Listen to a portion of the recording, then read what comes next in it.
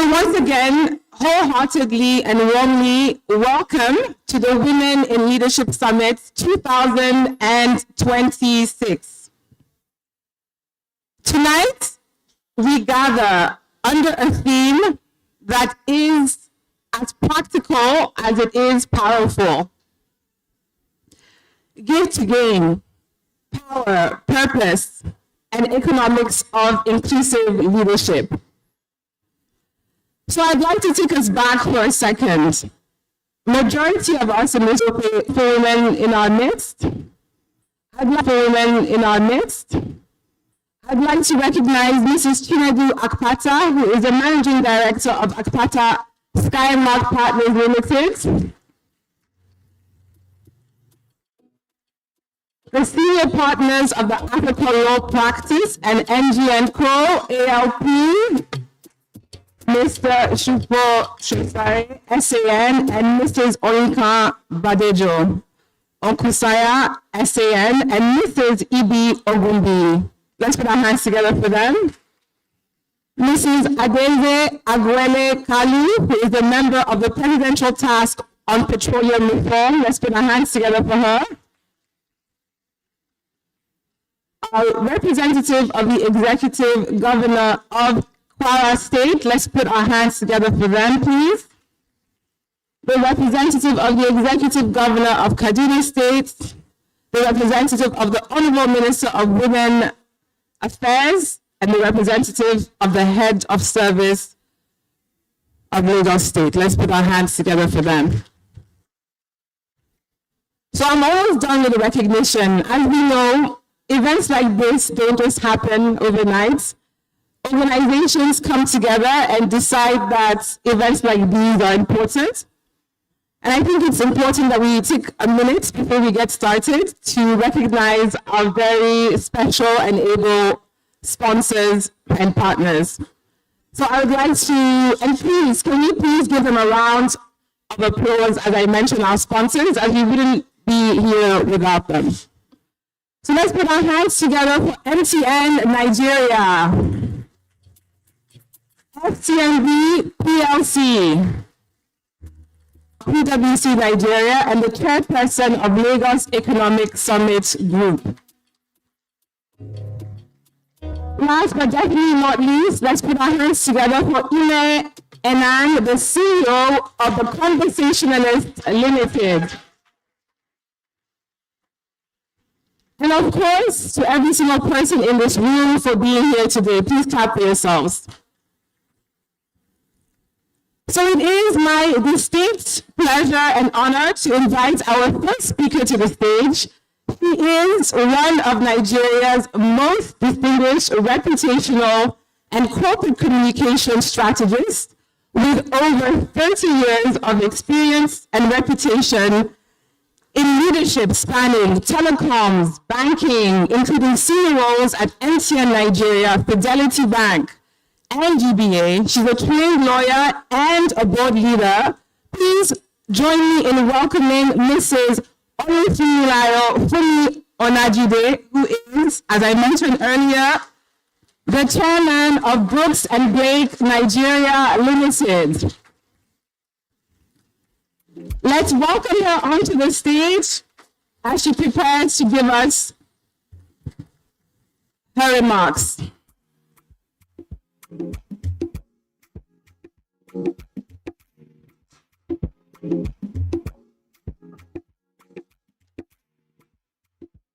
Good evening, ladies and gentlemen. As Lele said, my name is Fumi Onajide, and I'm honored to be the chairperson of Brooks and Blake PR.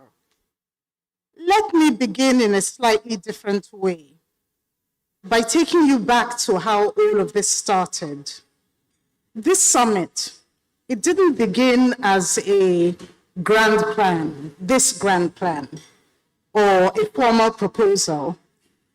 It started as a series of conversations, honest, informal, and sometimes passionate. At the heart of those conversations was my friend Ime Enang of the Conversationalist, who approached Taiwo Ogunmi, who is managing partner at Books and Blake, and I, with a very simple but powerful question. What more can we do beyond just talking? What began as a dialogue soon became a shared conviction that all these conversations deserved a larger platform, a wider audience, and most importantly, tangible outcomes. From Books and Blake and all the chit-chat with Ime, together we brought BusinessDay Media into the fold. We all agreed that BusinessDay would be the ideal media platform to help amplify this conversation and move it forward in a meaningful and structured way. And then we took a step further. We decided that this could not remain a closed conversation. We committed to bringing everybody within the ecosystem into it, because real progress happens when voices are not just heard, but connected. So tonight is not just the inaugural summit, it is a culmination of these conversations and the beginning of something much, much bigger. On behalf of the conveners, that's BusinessDay, Books and Blake, and the conversationalists, we thank you for being here and for sharing in our vision for the Women in Leadership Summit. This summit and everything that we envision for it is long overdue.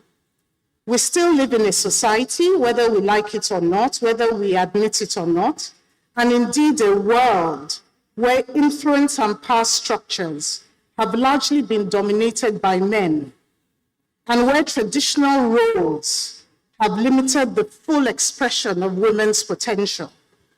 But something is changing. The change is discernible. All you have to do is to look around in this audience.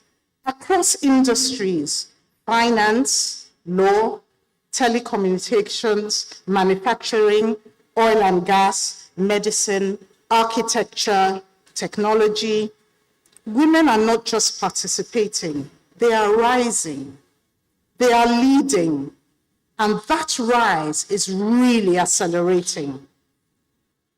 We as women are no longer simply asking for a seat at the table. We are earning it, and in many cases, even redefining what the table looks like. Women are supporting one another, mentoring the next generation, and shaping policies and institutions from within. This progress has also been strengthened by the work of key organizations who have consistently championed inclusions. We are proud to have as our institutional partners WIMBIZ, Whisker, Women in Radio, the Chartered Institute of Directors Women's Chapter, and WILAN. We thank you deeply for the work you do and for standing with us on this journey. Women are doing the work, and now it's the time to elevate the conversation to move from individual success to systemic change, to ask the question, how should our institutions be structured? How should decisions be made in both public and private sectors? That is why this summit is so vitally important. This is our inaugural summit, but it will by no means be the last. This will become an annual affair. Our vision is for this Women in Leadership Summit to become the platform for national dialogue and policy direction on diversity and inclusion for the benefit not only for our institutions, but for our economy and for our country. Today, we will also recognize and celebrate institutions across the public and private sectors that have taken those deliberate steps to create an environment where women can thrive and grow and succeed. These organizations truly understand that inclusion is not just a moral imperative, It is strategic advantage. It leads to better decisions, stronger teams, and more sustainable outcomes. To our speakers, thank you for lending your voices, your insights, and your leadership on this very important conversation. To our sponsors and partners, thank you for your belief in this vision and for making this moment possible.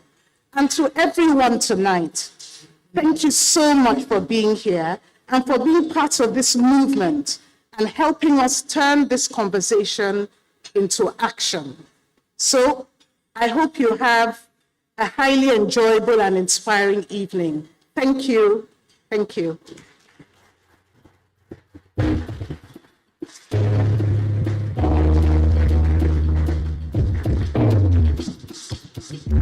Thank you so very much. Thank you so very much, Fumi. Let's put our hands together for her one more time.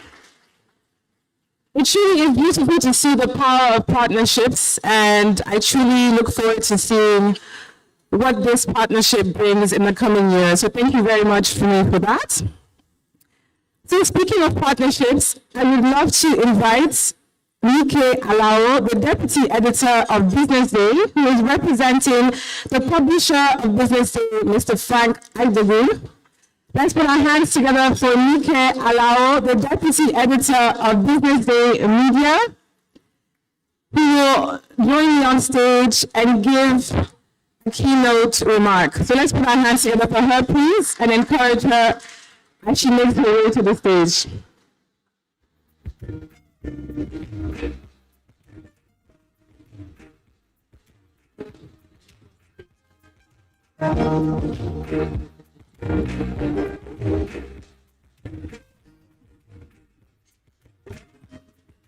Good evening, Your Excellencies, distinguished guests, partners, and colleagues.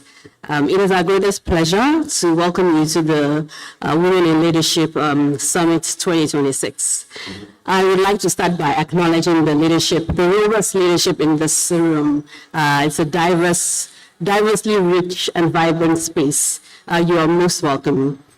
The start of this edition, I think, is what we've all been, talking about. It's the start of a more intentional effort to continuously ensure that matters of inclusive leadership is discussed and tabled, and to better understand how institutions are managing inclusive leadership and developing inclusive leadership, and the strategic steps we're taking, to reinforce that it is, further strengthened.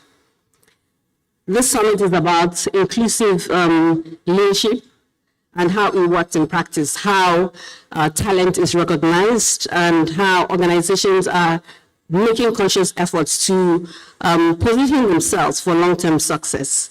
And this evening, we hope to have honest conversations and practical insights, and hopefully, take something away from this, conversations that's tangible, so that things are done about it. We're not just going to pay lip service. It's not just going to be another sound bite.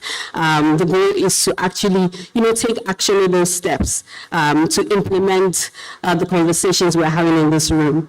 So on behalf of BusinessDay, our partners Brooks and Blake, the conversationalists, I want to welcome you all for being here, and thank you. You're most welcome.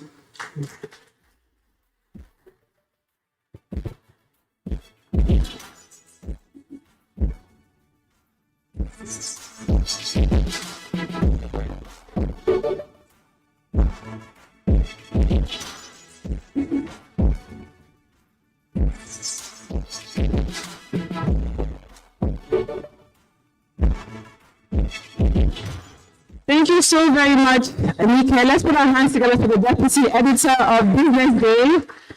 And I would also like to commend BusinessDay for, putting their actions forward and having a woman as a deputy editor. If you look at the media landscape in the country, that is not very common. So let's put our hands together for that. Let's put our hands together for our he for she champion Mr. Frank Agbogo, who is the publisher and CEO of BusinessDay, who has always championed women. So thank you very much, Nikki, for that. I'm very excited because we're going to be hearing about what the landscape for leadership looks like for women. We hear all of these exciting themes, give to gain, but what does that really mean in real life? What are the numbers? What are the gaps? And what are the trends? Our next speaker is here to set that context. She is a partner at PwC Nigeria, head of the West Africa Strategy Team, and chairperson of the Lagos Economic Summit Group, where she co-chaired the landmark Inhegbeti Summit and led the development of the Lagos State Development Plan 2052. Please join me in welcoming Mary Iwelumo, who will set the context about why we're here today. Let's put our hands together for Mary Iwelumo. Let's put our hands together for her. Thank you. Beautiful. And the reason why I'm quite excited about this next section is because a company like PwC has the research, they have the numbers, and I'd be curious to know where we'll be a year from now. So over to you, Mary. I will try. Good evening. Oh, I can't hear you. I'm not excited to be here. Good evening. But, okay. My name is Mary Iwelumo, and I will try to set the context. Women in leadership. My speech, because when Ime, gave me the brief, she says, "Oh, you'll just give a speech." So my speech, because usually, if you know anything about consultants and PwC, we have our PowerPoint slides ready to go. But Ime has refused to give me my slides, so I'm just going to read a speech. I titled my speech, "Women Leading Forward, From Progress to Power." Let me start my speech by saying something that I think we all know, and I'm sure even the few men in our midst know as well, but we rarely say out loud. Runs on women, right? Because when you think about the nurse in the hospitals holding down the ward, she's female. When you think about the founder of a fintech firm who, from a laptop in her bedroom, built a multi-millionaire company, she's female. When you think about the homemaker who turns a generic space into a home safe for everyone to dream and achieve, she's a woman. These days, women are not waiting to lead, we are leading. The real question is, are we leading with the power that matches our talent? When we look at the data, the honest answer is not yet. Women make up nearly 50% of Nigeria's labor force, but we hold 17% of board seats in Nigeria. In the National Assembly, where budgets are set, national priorities are decided, women hold less than 5% of the seats. So women are visible, but are we powerful enough? Not yet. For me, I think there was a landmark event that, even though sad, really turned things around, and that was COVID and the pandemic. Here's what I find remarkable. COVID destroyed a lot of things. I think we can agree that. But it also broke some myths that were holding women back. The myth that productivity requires you to be physically present. was broken. The myth that authority requires a corner office, I think that was broken as well during COVID. The myth that empathy is a weakness in leadership, that was absolutely shattered. And the Nigerian women, we moved fast. We did not let that go. When the pandemic hit, women-led micro and small businesses pivoted to digital commerce at a higher rate than their male counterparts. On Julia, on Instagram shops, TikTok shops, WhatsApp businesses, women rebuilt revenue streams in weeks. In the corporate sector, we saw something significant. On Nigeria's 30 largest listed companies, the NGX 30, we now have 30% of board seats filled by women, the highest ever recorded.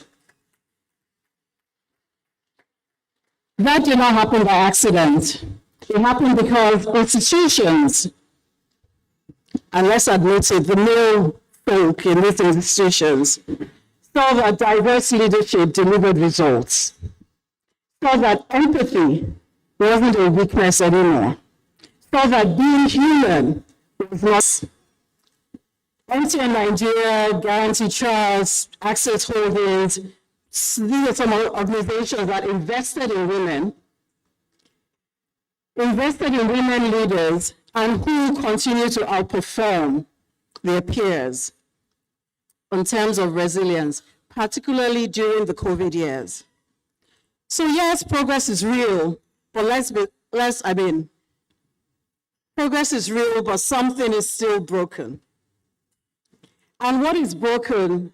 There's this concept called the broken wrong. What does this mean?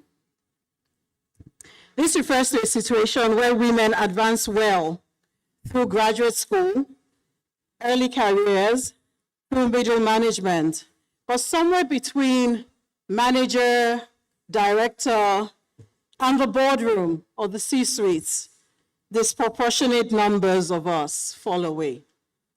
And I see that even in PwC. That's a conversation that we're constantly having at leadership team. Because we start off bringing in people, the staff we bring in at associate level, the lowest level. In some cases, they're more female than male.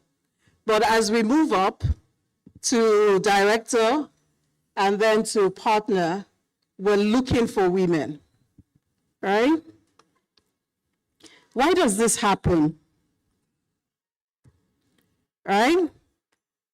We think the data shows that perhaps this happens because at the point of getting to director, C-suite, and the boardroom, that's where career pressure is highest, requiring us as women to prove ourselves.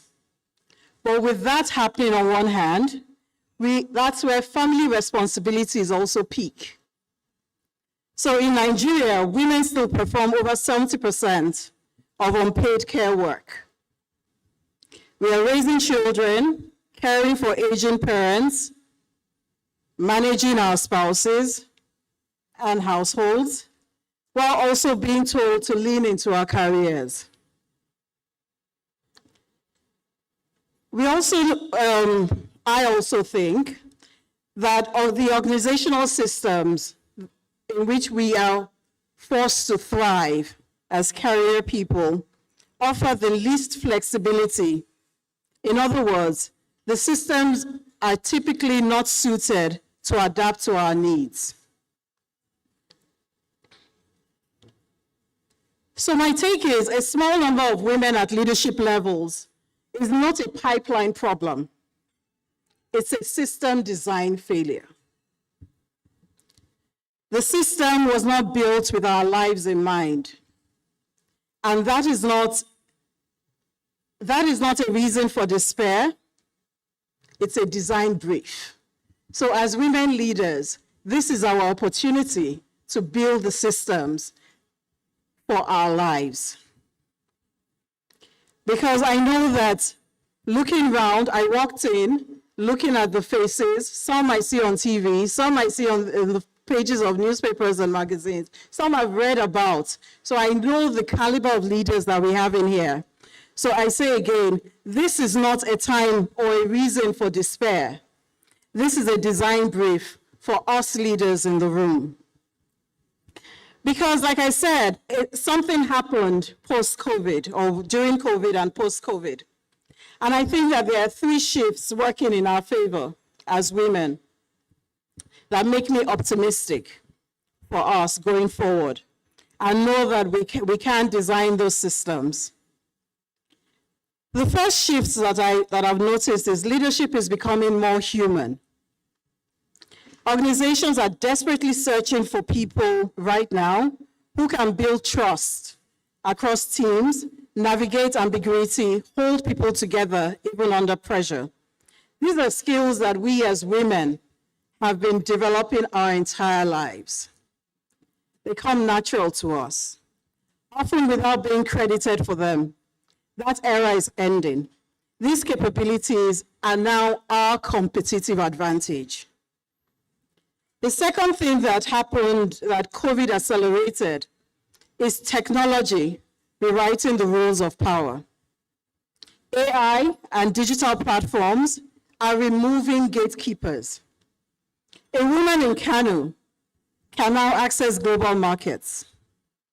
A founder in Port Harcourt can pitch investors in London without a flight. The barriers that geography and capital once created are collapsing. Of course, there's a risk with that, because guess what? Women are significantly less likely than men to use these AI and digital tools. If we do not close that gap, we will not just miss the opportunities, we will be excluded from shaping what comes next. I'm not asking that you become engineers or AI experts. I'm asking you to use the tools that are available. Explore what AI can do for your work, even this week. Okay, today is Friday. From Monday, explore what AI can do and do not shy away from it. Because the leaders who understand technology will have an outsized advantage over those who don't. The third shift that is happening in our favor as women is that power is shifting from position to impact. When we think about people like Ngozi Okonjo-Iweala, her influence did not begin the day she became the WTO Director General. It was built over decades of visible, credible, courageous work, particularly in crisis moments, where she showed what competent leadership looks like. Titles are lagging indicators. Impact is the currency of modern leadership. And women in Nigeria are creating impact every day, often without claiming credit for it. That has to change. So for me, there are 3 things that we can do now, which I think are non-negotiable and within our capacity. One is be intentional about power that you have, not just participation. Do not aim to be present. Aim to shape outcomes. Raise your hand for the visible assignment, or make the assignments you are given visible. Speak first in the meeting, not last. When results happen, own them publicly. I mean, I say that, and as I say it, I'm thinking about myself, and I know that I'm always the last person to own any results. But visibility is not arrogance. We have to keep reminding ourselves about that. Visibility is not arrogance, it is accountability. Second thing we can do, and I know I've heard a lot about mentorship. I think as women, it's time for us to move beyond mentorship to sponsorship. Mentors give advice. Sponsors open doors. In this room today, like I said earlier, there are women who sit on hiring committees, who chair boards, who recommend people for opportunities. My question to you is, whose name are you saying in those rooms? No woman rises alone. No system changes without deliberate collective action. The most powerful thing a senior woman in Nigeria can do right now is say the name of a capable junior woman in a room she has not yet entered. The third thing we can do, and I said this earlier for Monday, embrace technology deliberately. AI will not replace leaders, but leaders who leverage AI will replace leaders who don't. Commit to learning one new digital capability in the next 90 days, not because it's trendy, because your relevance, our relevance depends on it. As I wind up,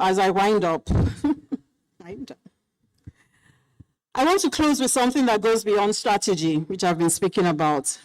This is personal for me. I believe that every woman in this room is doing more than building a career. We are expanding what leadership looks like in Nigeria with everything we do. When a young woman, and I believe the Vice Chancellor is here, when a young woman at the University of Lagos sees a woman chairing a board, she doesn't just see success, she sees permission. When a girl in Ibadan watches a woman negotiate a government contract, she doesn't just see power, she sees possibility, and that's impact. I said before, visibility is not vanity, it's accountability, and it's our responsibility to be visible so that those young girls can get the permission they need to also be visible, and they can see the possibility of what can be. Yes, at current rates, 17% of board seats, we know that full parity in Nigeria leadership. It is said that if we continue to include women at current rates, that full parity of gender at current rates could take generations to close. But we are leaders. And if there's one thing leaders do not do, is wait for timelines. Leaders will choose to accelerate. And I think we can accelerate closing that gender gap. So here's my charge, having known what the landscape is, having known who we are as natural leaders and impact people. Here's my charge to every woman in this room. Be bold with your ambition. Be strategic about your power. Be relentless about lifting others as you rise. Because the future of leadership in Nigeria is not just about including women. It is being shaped by women. Thank you very much.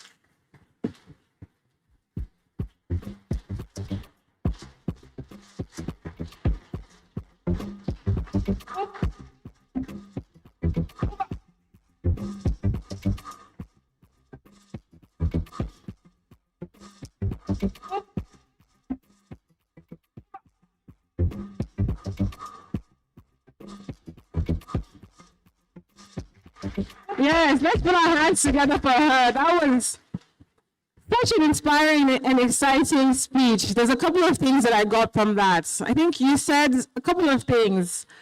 Visibility is not vanity. It's not. And I think I'd actually like to ask the ladies here, how many of you have used AI today in your daily work? Just put up your hand by a show of hands. Okay. So I would think that's about 50% of the room. So you gave us 90 days to learn a new digital skill. So in 90 days, you're going to get an email from the organizers, and we want to know what new digital skill you have acquired. Thank you very much for that inspiring speech. Let's put our hands together for her one more time. And I'm so glad that you brought up the University of Lagos, because this brings me quite nicely into our next segment. Just by a show of hands here, who attended the University of Lagos? Wow, a lot of you in the house. Okay, great. So as we move to our first keynote address, I really want to be honest with you. I feel that these conversations and speeches that we're hearing are not just presentations. To me, they're more like provocations. Each speaker that we have carefully selected today has been asked to challenge us and to reframe our assumptions so that we can rethink the way in which we view possibility. So our first keynote comes from someone who has made history at the highest levels of Nigerian academia. She is the Vice Chancellor of the University of Lagos, the first woman to ever hold that position in the institution's 6-decade history.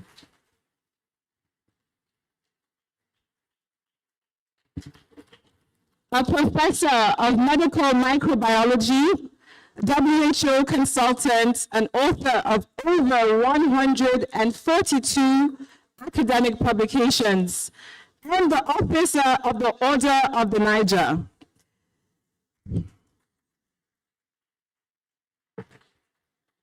She has also led Nigeria's infection prevention response during the 2014 Ebola outbreak.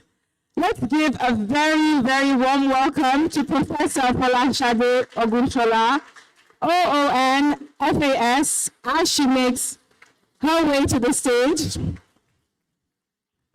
Let's please keep the claps going for her as she comes to the stage. And while she comes onto the stage, I would like to make mention that the First Lady of Lagos State, Dr. Mrs. Claudiana Ibijoke Sanwo-Olu, is ably represented by Mrs. Funmi Omotosho, the wife of the Honorable Commissioner of Information and Strategy of Lagos State.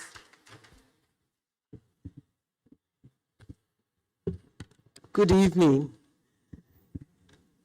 First of all, let me thank the Women in Leadership team for inviting me and asking me to speak for 10 minutes. I shall attempt to do so.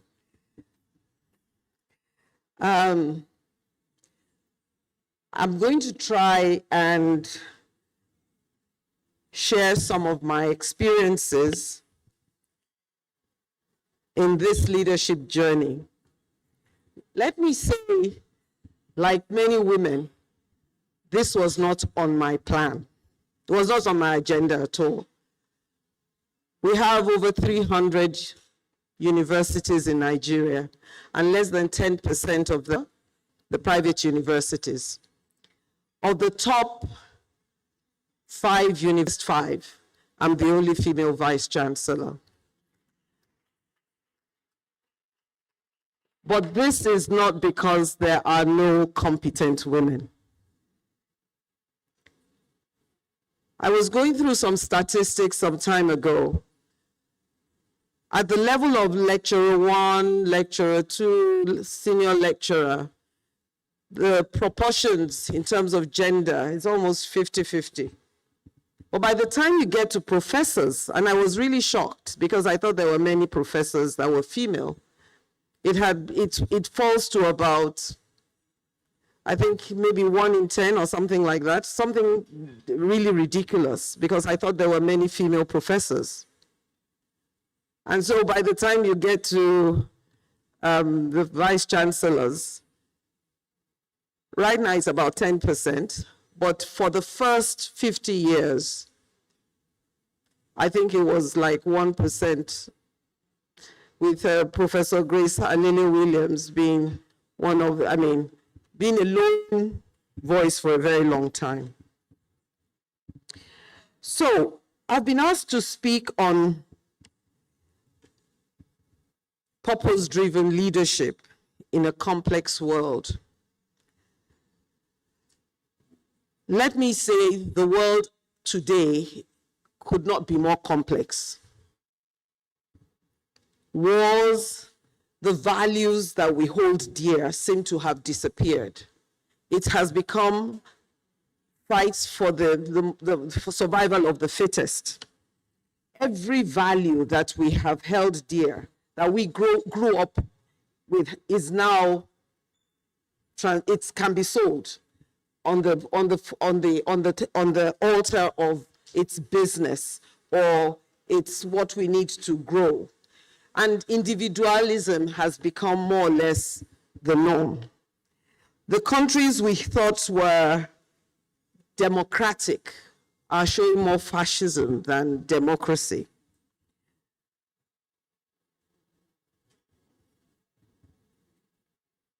Institutions are eroding, or the trust in institutions are eroding.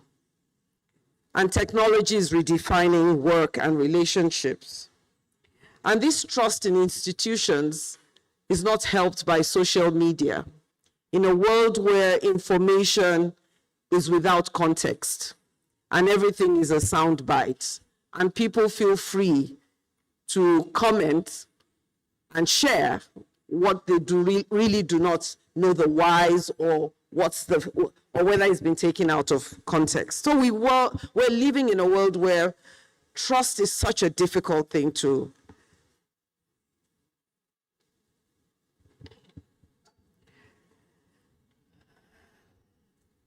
And our universities are grappling with a lot of challenges. I'm going to use the universities to speak to this. Funding gaps, brain drain, infrastructure problems, young people who are stuck on social media, and we're beginning to see more suicides and, as they would say, mental, I have a mental disorders. Our hospitals are draining. I will give a figure. We really do not have healthcare professionals left in this country. About 10 years back, when we want to have residents and you put out a call, 5,000 people, 3,000 people will respond. In our last call, we barely had 50. Of those, maybe 12, 20 will turn up, and then they will go before the end of that season. So we are having a serious health worker gap. We just had a recruitment exercise at the university. We could hardly get any staff for our health professions, for medicine, for clinical microbiology, chemical pathology. We were looking for people. They didn't turn up. So zero recruitment. But you still have to lead despite these challenges. And I do believe that it is in such times that purpose becomes, the purposeful leadership becomes critical and essential. And what does that mean? From where I stand, it is the leadership that asks, why am I here? Why should I be doing, why am I doing what I do? And that was a question I asked myself, because I can assure you I did not intend to ever be a vice chancellor. It's too problematic. As we call it, it's a thankless job. You're expected to do a lot with very little, and with very little encouragement. But so whatever you want to do has to come from within you. What's your value proposition? Some years ago, I had to ask myself, in fact, when I was taking this job, I had to ask myself, why am I taking it? I think I was the last person to apply, because you have to apply. I was abroad because people had asked me to come, go take it, you've done well. And I was wondering, was I doing it because they asked me to? Or was I doing it because I felt I could do it or I could make a difference. And so purpose really, and the values that you hold dear, becomes the bedrock of a purpose-driven leadership. So how does that happen? How do you do it? How do you figure it out? Because it is so important. Like every leadership, there are different types of leaders. So the first step is you must know yourself. What makes you tick? What do you hold dear? What are you going there to do? And why are you going there to do it? I think the main thing all of us want to achieve, but the question is why? Because when the problems come, and they will come, it's what will hold you. In the public service, you're going to be under a lot of pressure. I grew up in Ibadan, so I'm not a Lagos girl. In other words, not particularly sophisticated. That's how we saw it when I was growing up. And I grew up in a university. Life was simple. Values were clear. There are things you do not do. When I was taking this job, the first thing I told myself was, I will not change. I will remain myself.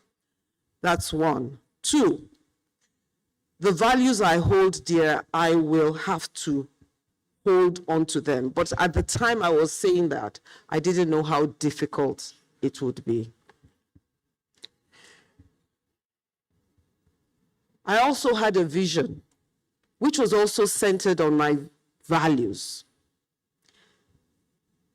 and what I was brought up with. You never leave anywhere worse than you found it. Anywhere you go, you make it better.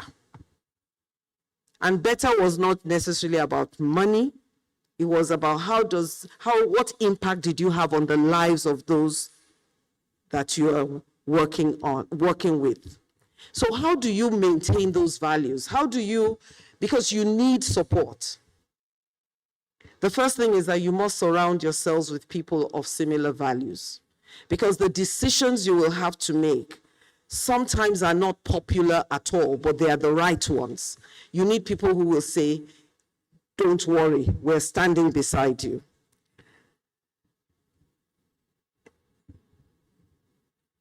You also will learn to manage your expectations of what you can do and know that you're not perfect. In other words, sometimes you will falter, but you must give yourself grace and not say, because I made an error, I will not stand up and still work on doing my best the next day.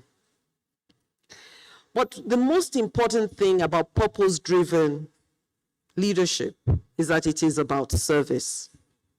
It is about what do you do for your institution? What do you do for the people that you lead? And I believe that it is centered on three particular pillars. Ethics. Doing what is right, even when it is inconvenient. It requires transparency in your decision making. So how can you do that? Because it's one thing to say it, is how do you do that? So what do we do? I would like to say that I did not begin that this particular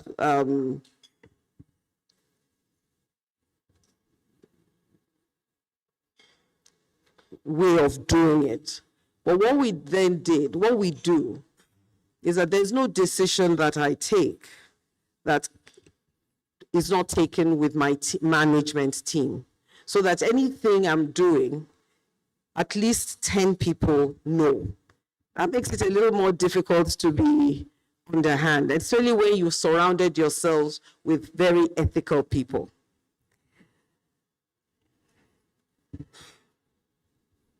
It also, let me give you an example. When I took the job, I was called Madam Due Diligence.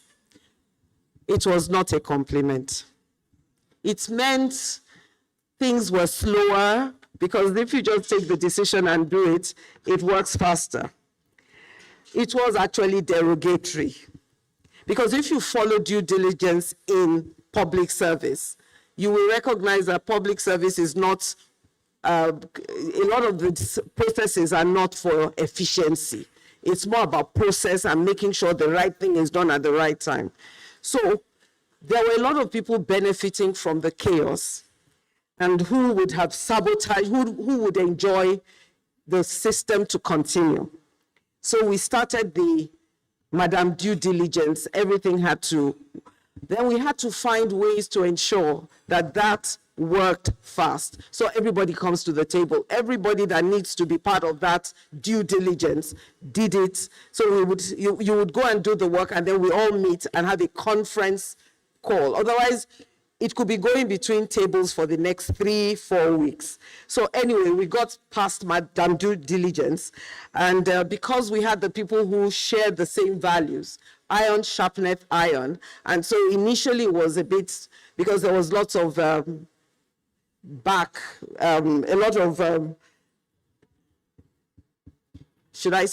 of people who had a lot of nasty things to say, and it could be hurtful. But we went through it. Now, being a female, that comes to you a lot more regularly. There's a lot of pushback by the system, but it doesn't matter. The other thing is about being inclusive. No one group can make all the decisions. We bring different perspectives. For the first time when I came into office, we had an almost all-female leadership. And the pushback was something else. The men complained all the time, sometimes jokingly, sometimes not so jokingly. Considering that this was the first time it was happening in 64 years, or in 60 years, there was quite a lot of, the witches at the top type of discussions. But it didn't matter. We expanded that table. We brought in more women. But I think we also had different ethnicities. But the first thing is always merit. And then you look for the best, the ethnicity within that. But what I found happened, because there were so many women, was what it did to the students. Suddenly we were seeing students, students putting forward, female students putting forward for student union leadership. And one of them came to meet me and said, "Ma, it's because of you." And I think that was the best day of my life. However, inclusion can only happen for people you can include.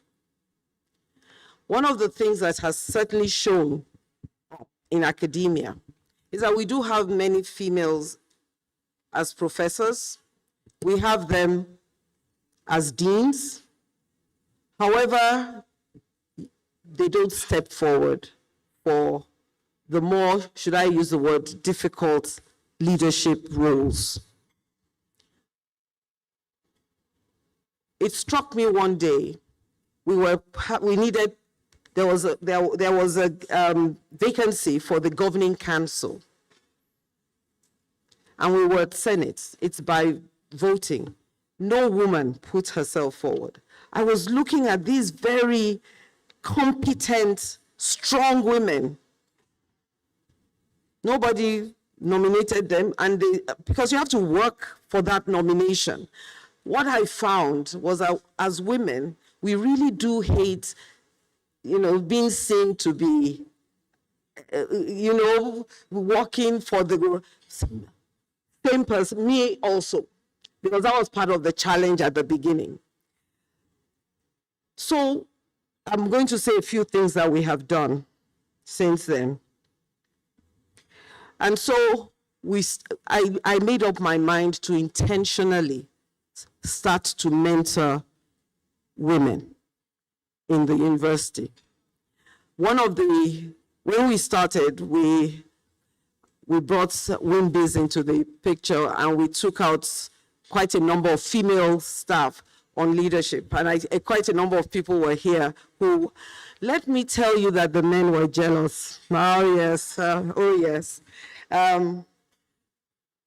But what happened then was that quite a number of those women, I have seen them putting themselves forward now. So clearly mentorship matters if we're going to propagate the value. And then it's also about resilience. If you are going to be ethical in a country that rewards people who cut corners, who it's more about what you've done, not how you got there, then you have to be ready to thrive in a very uncomfortable situation. And purpose-driven leadership is difficult. It requires courage. And for many of us, we're the only women in the room, so they think it's a woman thing. And then you have to deal with yourself. I'm sure you've heard of the ants, the automatic negative thoughts, which tells you you're not enough, which tells you it's not good enough, you're not good enough, how did you get here, that you have to crush. But we also have other ants, the automatic nice thoughts that says, do not rock the boat, just agree with everybody. These are the things that go against the values. Because when you're agreeing, it may not be what you stand for, but rather than rock the boat. And I think that's where many of us,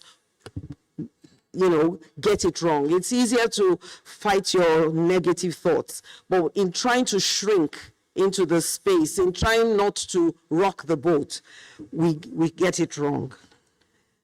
We want to be amiable, we want to be polite. That's how we've been socialized.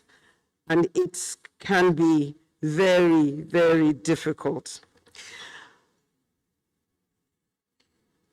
Let me add to a story. I am the first chancellor. I was also the first female provost of the medical school. Prior to that, the only woman who attempted it, because it's by elections, so there was nothing that was on the table that encouraged women. Why am I saying that? In developing your purpose, it's a long journey. So you must also give yourself grace. But the most important thing is you must know yourself. What values anchor you? Because it is those values that you will fall on when things are tough. So for those here, just so that I think my 10 minutes also is almost over. I will just say about 6 things. Self-awareness, know who you are. And that also goes to your why. Second, invest in competence. You must know your stuff. If you don't, your confidence is low. So you must, and you can't afford mediocrity. You are judged harsher. Education, mix, and so on. Build networks. It's always great to be with women. My female team has gone. I'm now surrounded by men. The last one went today. And I said, oh my God, because beyond the competence, they also brought they'll say, obviously, you don't look, well, are you hungry? Nobody's going to ask me such questions again. The men, I'm probably, then you lead where you are. You are enough. Tell the ants to get away. There is no one type of leadership. I will say this because my husband he runs his business. He gave me a lot of, my self-confidence was not too good because I would look at him and think, I can't lead like that. So I decided that I was not cut out for leadership. But gradually you saw that there are different types. Each one of us leads. Just find your style. My style, I'm a warm, touchy-feely, although when I'm firm, I'm firm. I mix everything together. And of course, COVID told us it's fine. The next one is start small, just be consistent. The integrity, the values you hold dear, test them, in little bits, and give yourself grace. You might fail sometimes. So embrace that ethical courage. Choose integrity at all times. If you fail sometimes, just get up, forgive yourself and move on, and don't make that same mistake again. And then redefine success. What is success? It's impacting lives, influencing people for good, and moving your institution upwards. So on that note, I would like to say thank you very much. I think I've done 10 plus 15 minutes.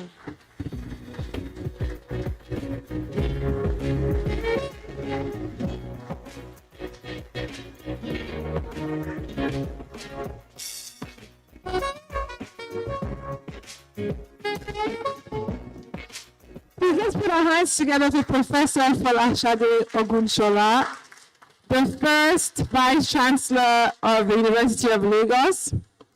And I've been told that when a professor speaks, you don't interrupt. So thank you very much for that wonderful, wonderful keynote address. So we will move on to our next keynote address, which takes us further.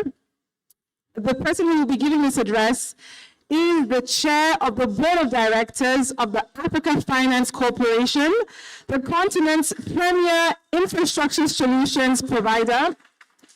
She also made history as the first female CEO and country officer of Citibank Nigeria in the bank's 36-year presence in the country, and previously served as the EMA head for payments and receivables across more than 50 countries.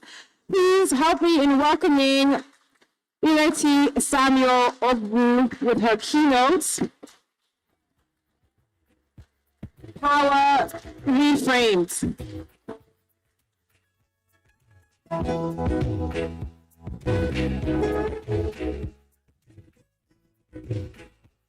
Good evening.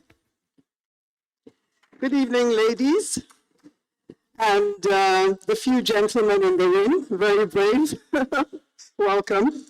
Thank you to the conveners of this summit, BusinessDay Media, Brooks and Blake PR, and the conversationalists for their kind invitation to deliver this keynote.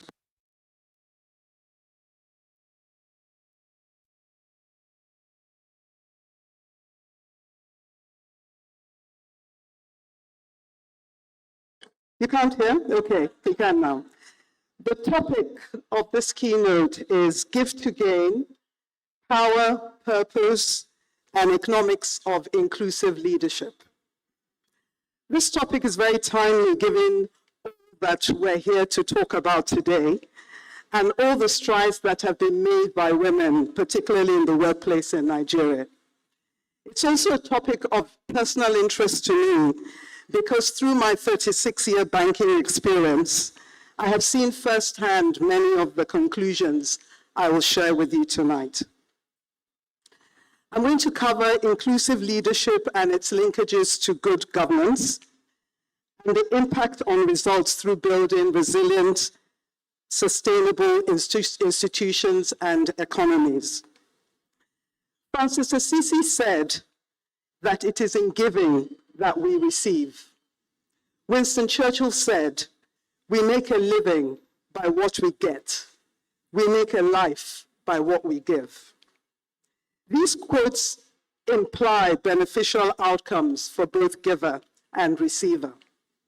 They also establish a principle that gain, economic or otherwise, emanates from giving, thereby creating a leadership inclusion virtuous circle. What is leadership? Leadership, simply put, is about setting purpose and direction. Effective leaders articulate purpose beyond profit as they set the ethical tone, allocate power and resources. Furthermore, leadership determines whether power is used for extraction or value creation. Inclusive leadership, on the other hand, recognizes the value of diversity and fosters an environment where everyone feels heard respected, empowered, and valued. It ensures power is shared responsibly and leverages ideas from the widest possible pool of talent. Inclusive leadership does not weaken authority. In fact, produces stronger outcomes. It converts power into collective capability. So what's the power and purpose of inclusive leadership? Inclusive leadership strives to eliminate groupthink and conformity. It challenges the status quo. It enables intellectual curiosity and constructive friction, all of which help in building innovation. Blind spots are reduced, risks are identified earlier, as the entire team forges together towards achieving a desired objective, which fosters collective problem solving. In more complex economies, as determined by the Economic Complexity Index, where Singapore ranks in the top 5, no single leader or institution possesses all the answers. Inclusive leadership recognizes that wisdom is distributed across society, which includes generations, regions, and disciplines. IBM, by their own admission, stated that they ran into difficulty in the early 90s, partly because the male executives failed to see the implications of the changes in the computer industry. Diverse groups are acknowledged to be better at spotting threats coming from unlikely or unexpected directions. Enron collapsed due to a corporate culture that discouraged dissent and forced concurrence with corporate strategy. This culture enabled fraudulent accounting practice to continue unchecked. But inclusive leadership isn't just about compliance. Even though diversity, equity, and inclusion, also known as DEI, is being rolled back in many jurisdictions, it's more valuable now than ever, as we need to build organizations for an increasingly unpredictable world. As Prof alluded to when she spoke earlier, the rules-based order as we knew it is under threat. Globalization has been replaced by dominant centers of gravity with bilateral engagements. Inclusion needs to be a foundational operating principle and not simply a superficial practice. It needs structural underpinnings, not only symbolic gestures. It needs to be anchored in meritocracy, and I think that was alluded to earlier. That creates an enabling environment for women to thrive. Part of creating an enabling environment for women is opportunities for mentorship and sponsorship. The McKinsey leadership approach highlights mentoring as a critical element for developing leadership capacity, accelerating career growth, and fostering a supportive, inclusive, and engaging work environment. When I moved from South Africa to London in 2012 to take on a more senior corporate banking job, I was struck by the dearth of women in the workplace, let alone those of color. And at senior levels, there were so few of us actually sitting at the table. I co-founded 2 mentorship groups and programs, one of which was called Sapphire. Sapphire's key objective was developing senior women in sub-Saharan Africa so they could aspire to one day having a seat at the table.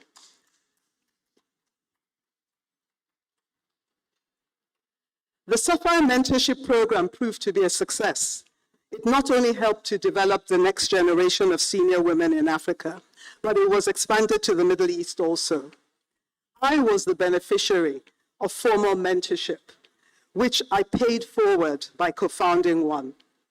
Others gave through mentoring me earlier on in my career, which allowed me to gain professionally. I gave back through co-founding Sapphire for others to gain. But we need to bear in mind some caveats. Alignment is also an important consideration in the context of inclusion. Without goal congruence, a stalemate and lack of competitiveness ensues. Inclusion and participation do make better decision-making likely, but it's not an inevitable outcome.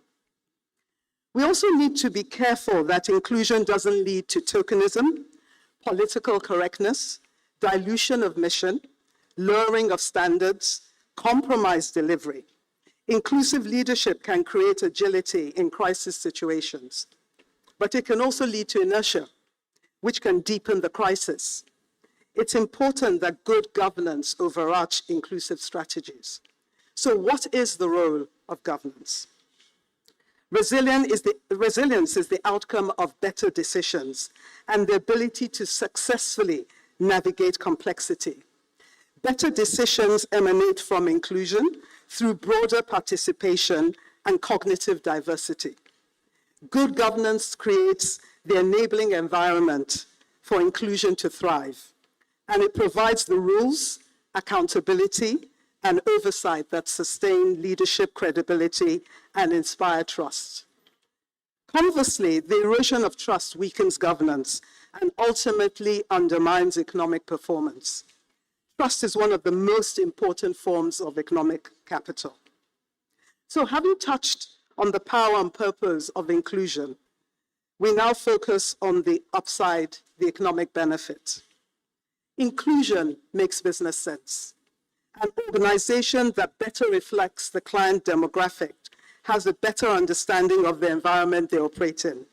Soft skills, as has been mentioned this evening as well, comprising of communication, compassion, and creativity, they tend to be associated with women, but have been found to be winning attributes of every leader. 5 of the top 10 US law firms have women at the helm. At least a third of the 30-odd Nigerian banks have women managing directors, some of which are in the room. And I'm very proud that I was one of them for 4 years. And I'm very proud that my successor is also a woman. Companies with more gender diversity have proven through studies to have more revenues, customers, market share, and profit. In fact, there are financial rewards for diverse companies, and there are also penalties for those who lack inclusion, characterized by less likelihood of achieving top-tier financial performance. According to an August 2024 Economist UK article, there's a strong correlation between shareholder returns and the proportion of women in senior management.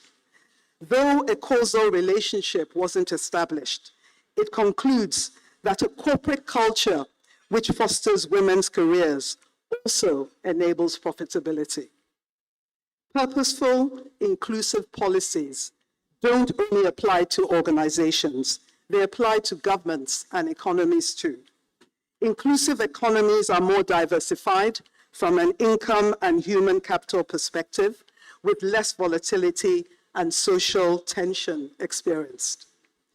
Core infrastructure such as power, transport, telecoms remove barriers to economic inclusion and directly determine who participates in the economy. For example, digital infrastructure enables financial inclusion and services.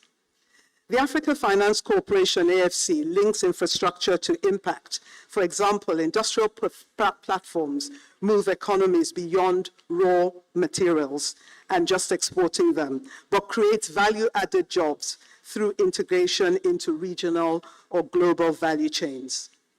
Nigeria has made impressive strides since 2023 in terms of macroeconomic reforms. However, these reforms haven't translated into better living standards for the majority of us. The majority remain excluded from this economy, with 61% estimated at 139 million people in 2025 excluded. Whilst food inflation is much improved, it disproportionately affects the poor, with households spending 70% of their income. An inclusive social protection safety net would help to mitigate poverty, tackle economically motivated insecurity. According to UNICEF, Nigeria has over 18 million out-of-school children, which means 1 in 5 out of school children worldwide is a Nigerian. This represents significant human capital. If properly harnessed through education, skills training, could propel this economy to achieve GDP growth of 2 to 3 times the global average. In these examples of poverty levels and out-of-school children, we see the impact of an individual's well-being and national socio-economic growth levels when large sections of the economy are excluded. So what does giving look like? 1, an enabling environment that ensures all stakeholders can fully contribute. 2, power sharing with diverse stakeholders. 3, intentional leadership about changing who sits at the table, so inclusion is by design and not by accident. So what's the payoff in terms of gains? 1, diverse teams outperform homogeneous ones and achieve greater levels of financial success. 2, inclusion helps to future-proof institutions, especially in volatile environments. 3, more diversified, inclusive institutions and economies are stronger, more resilient, while creating more sustainable economic value. So, in conclusion, inclusive leadership reminds us that the strength of an institution or an economy is not measured only by its resources, but by how widely those resources are mobilized and deployed. Resilient societies are built when leadership recognizes that prosperity expands when participation expands.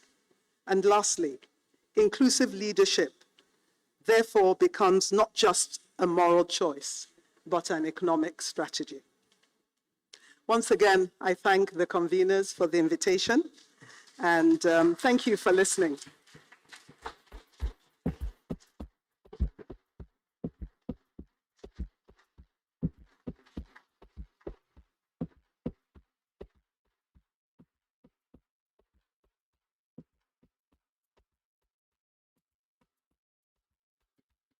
Let's clap for her one more time. We are definitely blessed with inspiring women gracing us today. So that is it for the keynote addresses, and we will be swiftly moving on to our first panel session of the day. It's entitled Power and Policy, Women Shaping Inclusive Economies. So please do join me in welcoming the Executive Director of the BusinessDay Foundation, a strategic communications professional and passionate advocate for gender inclusion. Let's put our hands together for Lily Adimefe, who will be moderating this panel session. And while Lily makes her way to the stage, I believe we would like to see who our panelists are on our screen, and I will allow Lily to invite them onto the stage. Thank you.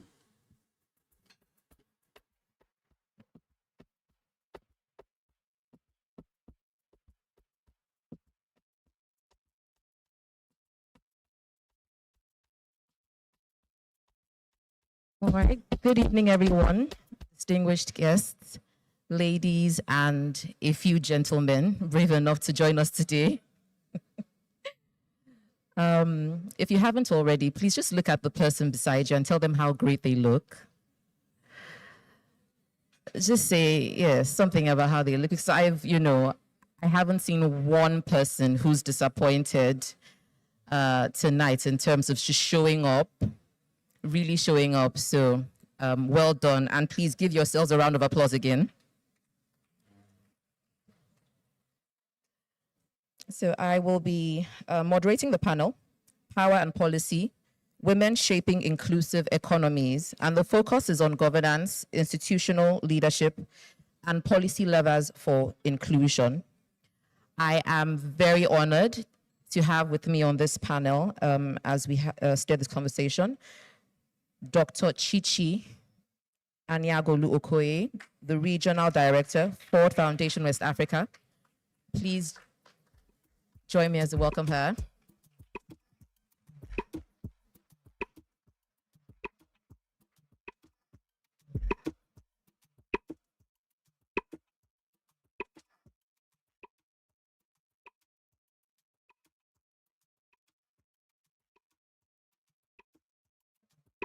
Right. We also have one of the very brave men joining this panel this evening, a he for she, in the person of Mr. Olani Yusuf, the chairman of the Nigeria Economic Summit Group, NESG. Please make him very welcome, ladies.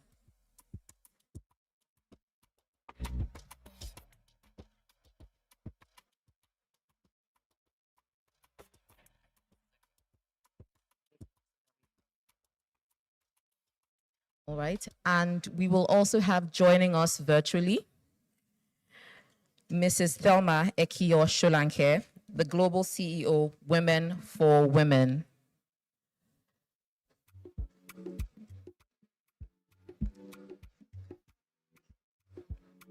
All right, please give her a round of applause. I know we'll be joined shortly. Okay. So across Africa, there is increasing recognition that inclusion is not just a social priority, it is an economic one.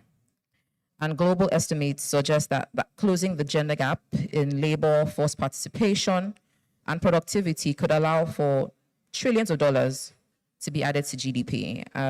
Here on the continent, we see that women already drive a significant share of the informal and small-scale economic activity. But we still live in a paradox. Wouldn't you agree? So today we'll be discussing around women and shaping inclusive economies. My first question would come to you, Dr. Chichi. It's important to establish a clear benchmark in terms of where we are and what's working. So I ask you, what does inclusive leadership look like in practice across West Africa today? Good evening, ladies and gentlemen. Thank you for the question, Lily. First of all, inclusive, we've had, great keynote speakers who have provided definitions and, set the stage. So I think it's very clear what inclusive leadership is. And I think we've heard some of the statistics of, at least for Nigeria. I think in a nutshell, inclusive leadership is about ensuring that the people who are going to who are either beneficiaries or going to be affected by a policy, a program, an initiative, are part of the design, of that initiative or of that policy. So in West Africa, I think that one group of people or one sector that really has exemplified that is the civil society sector, philanthropy, development partners, and to a large extent, we ensure that we prioritize women, people with disabilities, or youth or vulnerable people. And so that's one sector that I think that has done that deliberately, and not just ensuring that the organizations that we support are diverse, but also ensuring that the beneficiaries are also diverse. Because if you don't disaggregate the data or disaggregate the people that you are providing support to, you will think that you're making a difference, but then you suddenly realize that only a sector of the people are actually benefiting from it. So I think that's one sector that does that quite well. But of course, we see that in the private sector as well, as the other speakers have shown, we're seeing change. In Nigeria, we have 39% of the women who are now in leadership positions in the banking sector. We have 29% of women who are in senior management in large quoted companies. And we're seeing, even though, of course, the CEO level is 12%, but there is a change. We're also seeing that across Africa, West Africa, that the data is slightly different. In Ghana, for example, there was a drop from 26% to 25% for both CEOs. But if you look at CEOs of large companies, we only have 14%. But we find that where the major difference happens is in the political participation, where Nigeria is doing very poorly, with only 4% of Nigerian women, in the National Assembly, compared to 40% in Senegal, and 30 to 40% in many of the Francophone countries. So we found that what has made that difference is really the gender bill. So across Africa, the reality is that for women, some things are changing, things are getting better, but we're nowhere near where we should be based on the contributions that we make and the population that we have. But the people who are not being represented at all are women with disability, and young women as well. So if you disaggregate the data, you will see also that, it's only a percentage on a type of women who are benefiting, but women with disabilities, young women are also greatly disadvantaged. All right, thank you so much for that. Thank you. All right, I find it insightful how, the data shows progress in some areas and then in some others we're still lacking. And we'll come back to that. But Mr. Yusuf, I'd like for you to tell us from the private sector perspective, what are the biggest structural barriers that you have seen preventing women from fully participating in Nigeria's economy? Right. I think it was okay. Yeah. Right. So what are the structural barriers? So I think really it's a mix. And I speak as someone who, fortunately, started my career in 1990. And from 1995, I joined Attorney Anderson, recruited by Mobola Johnson, female, and who for 24 years was my leader, right? Before she then retired and then handed over to me. And so from that perspective, I saw a strong woman, professional, mother, sister, mentor. And I just thought, yeah, that's typical. But stepping out, I realized, yeah, maybe it's not so that typical. So there are social and cultural norms. There are many homes today, even in the Southwest, because we used to think it's another thing, but even in the Southwest, there are many homes today where the father would rather pay for tuition for the male as opposed to the female. And it starts from childbirth. But there's this order of, oh, my man or boy. We all remember that advert, which again speaks to the expectation that a particular gender is desirable or more desirable than another gender. So you have those social cultural norms. And then there are also issues around poverty. For the family that is not that adequately endowed, kids need to run errands. Kids need to go to the farm, or kids need to trade. And increasingly, you find more of that being done by the female and less than the male. Third would be the network. And so you finish work at 5 p.m. There's much networking to be done, drinking to be done, clubs to go, and those are areas where you socialize.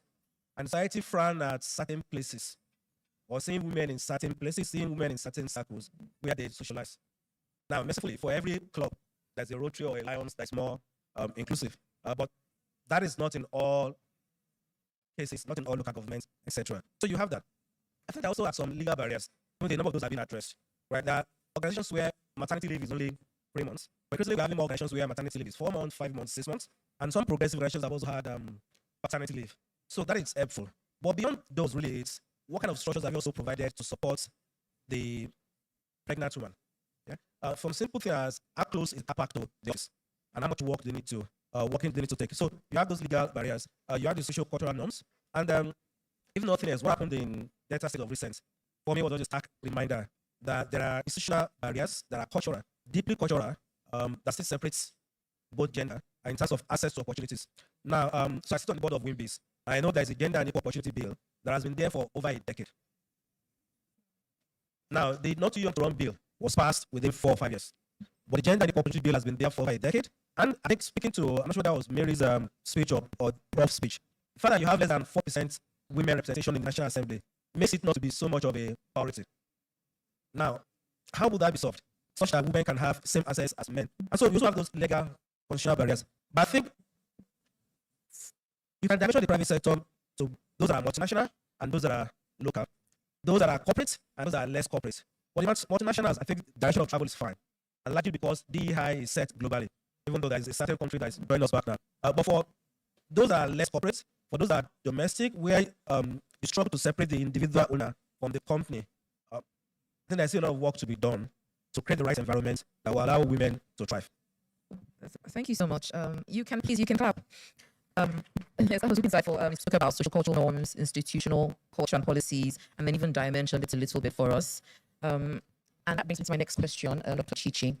Like you mentioned, our sector, philanthropy and institutions often play a catalytic role, not just in funding, but then in shaping social norms, in influencing policy and shifting what is considered possible.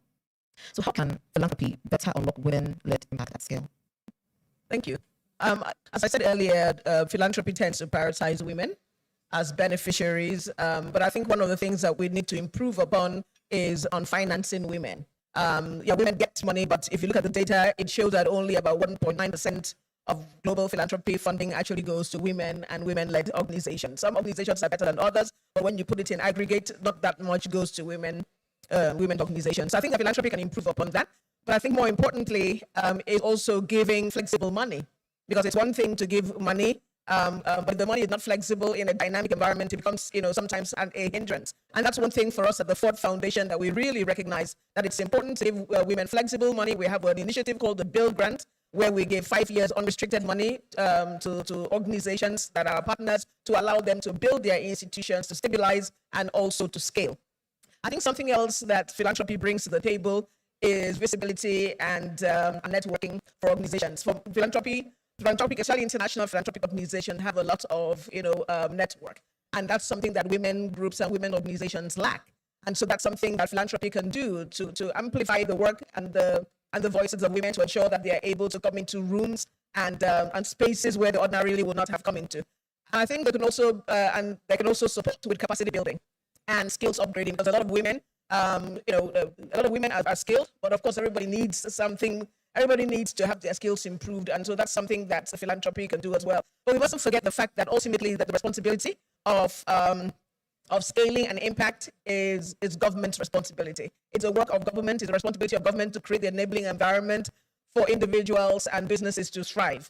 And so one of the things that philanthropy can and has been doing is also to support the advocacy to ensure that government enacts the right policies and creates the right environment, and also supports the government to then implement those policies and those programs. But I think something that we are also forgetting, and that I don't want us to lose as women, is that I think for a long time we have started to internalize this belief that we are weak and we need help, and we are not tapping into the resilience and into the power that women had, that propelled women like Fumi Ransom-Kuti, that propelled women like Margaret Ekpo, and many women historically. And I think it's important for women to remember that there is power in ourselves and as a group. And if you think about churches, for example, research shows that 60 to 65% of people of churchgoers are women. How many churches are poor? Hardly any. Which means that a lot of the contributions that go to churches, whether it is financial contributions, whether it is human contributions in terms of volunteering, are done by women. But then we don't do that for ourselves to be able to improve our own businesses or our political participation. So I think that if we bring in the energy and we recognize that we have power in and of ourselves, and we bring it in the way in which we support our churches or the voluntary causes that we are part of, that we will always need the help of others, but we'll be able to tap deeper into ourselves and do more. Women's political participation in the levels that we are in is something that we can fix if we decide that it is a priority. Thank you so much. Please. Let's keep the applause generous. You spoke about the power of the collective. You spoke about how philanthropy prioritizes and needs to continue to prioritize women in terms of funding. I'm bringing my next question to Ms. Sekio. Ms. Sekio Shalake. She here?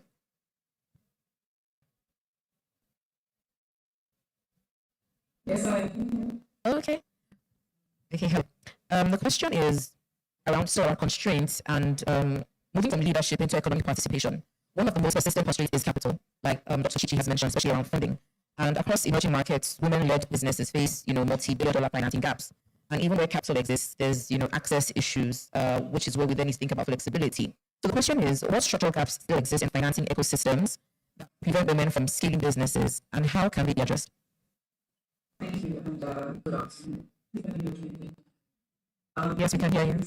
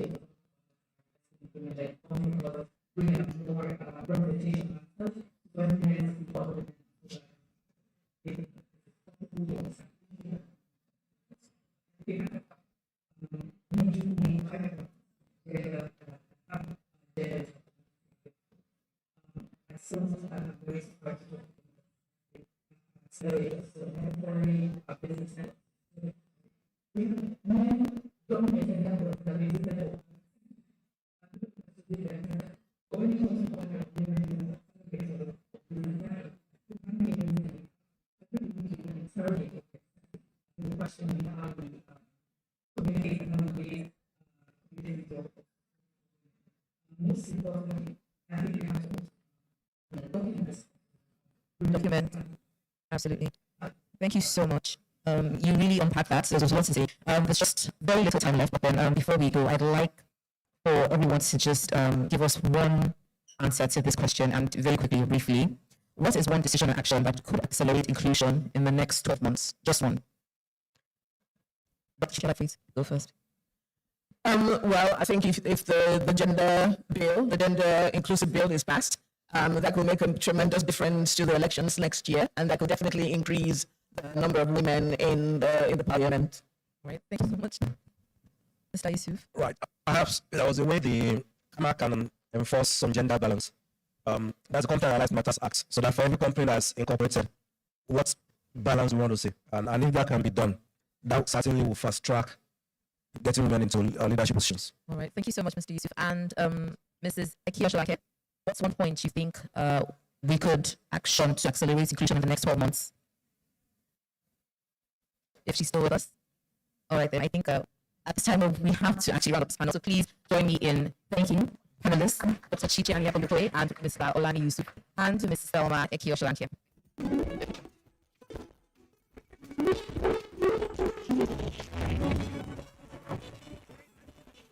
Who is the Executive Director of the BusinessDay Foundation, and our very able speakers. We just heard the panel, Power and Policy, Women Shaping Inclusive Economies. Let's put our hands together one more time for this panel. All right, so I hope that everybody is having a fantastic time. Thank you so much to all our speakers so far. We truly appreciate you being with us today. So what's going to happen now is that dinner will be served. So our wait staff will come from table to table and deliver your delicious dinner. And while we do that, we are also going to start our first portion of our recognition section. So I would like to call, first of all, before I call the presenters of the awards, let me tell you a little bit about the awards themselves and the corporate recognitions. So essentially, the recognitions that you will be seeing today award to organizations that have embedded gender inclusion into the very architecture of how they lead, how they operate, and how they grow. So essentially, they truly understand what it means to give to gain. So many organizations claim to be gender first, gender focused, to be gender equitable, but I think that really isn't a reflection that we're seeing on the market. So you'll see that the organizations that we are recognizing today truly embody those ethos through and through. So I would like to call Fumi Onajide, the chair of Brooks and Blake Nigeria, to join me on stage, please, who will be giving out the first recognition of the night.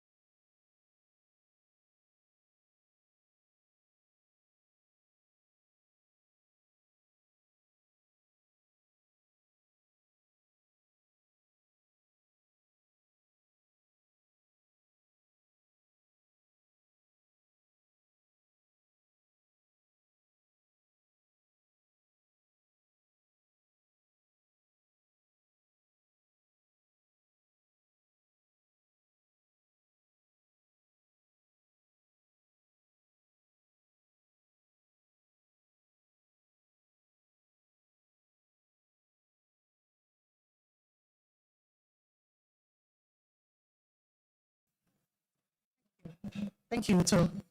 So, here we go. All right, so we are presenting this recognition to MTN Nigeria for achieving near gender parity in executive leadership and driving impactful inclusion across Nigeria's digital ecosystem. Let's give a resounding round of applause to MTN Nigeria. All right, so for our, yes, let's keep the claps going for MTN. And by now, you should all be getting please eat and clap for our recipients. I would like to invite Mrs. Amina Oyagbola, the founder of Whisker, to, yes, let's put our hands together for Mrs. Amina Oyagbola, the founder of Whisker, who will be presenting the next recognition here on stage with me. You can come this way, ma'am.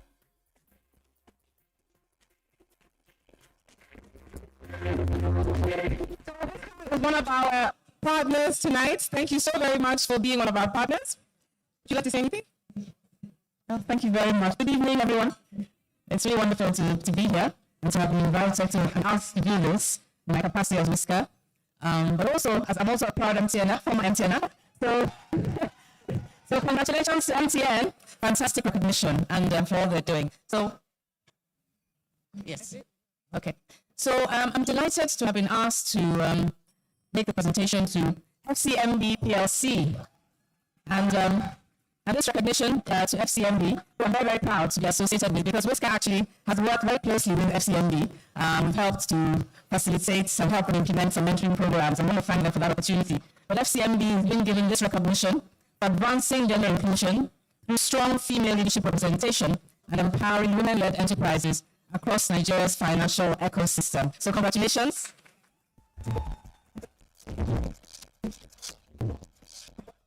Good evening, everyone. This is from Mrs. Simon Existing Protocol. I'd like to say a very big thank you on behalf of our MD, Mrs. Yemi and the entire FCMB group. We are extremely honored to be recognized on Business Day. Thank you very much. And we want to promise that this honor has been bestowed on us. We're going to continue to walk in those footsteps.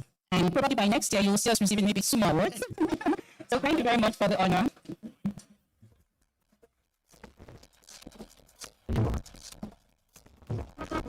Congratulations to FCMB PLC for advancing gender inclusion through strong female leadership representation and empowering women-led enterprises across Nigeria. Let's keep our hands going and let's keep our path going for FCMB.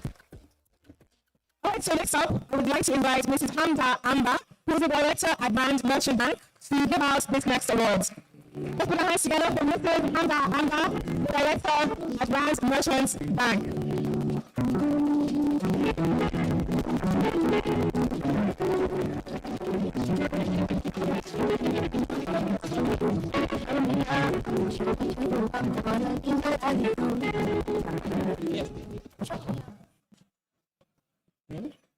Good evening, everyone.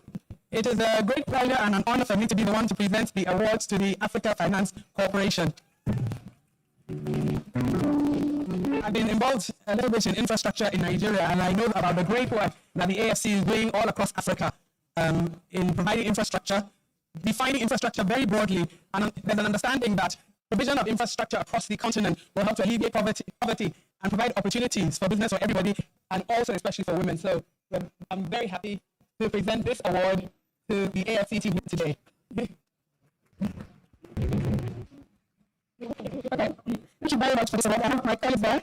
The AFC is, for us, diversity is a strength, and inclusion we see as the catalyst for innovation. We have over 29 nationalities sitting in Lagos Ikoyi. So for us, diversity is not a written policy, but the practice, our daily practice, because we know that our lofty mission to build Africa and reduce the infrastructure deficit is something that only one mind can attain. So diversity of thought, diversity of gender, equity, my board members are female, and 45% of experts female, so we're very proud, we're very honored to have received this award. Thank you very much. Congratulations. Congratulations to the Africa Finance Corporation. You're being recognized for embedding gender inclusion in infrastructure finance and advancing women's participation in African development. Congratulations. Let's put our hands here for them one more time. All right, so next up, I would love to invite Mrs. Folusho Olaniyan, OON, to present the next recognition. Mrs. Folusho Olaniyan, OON. Please kindly join me on the stage. Let's put her, she makes her way to the stage.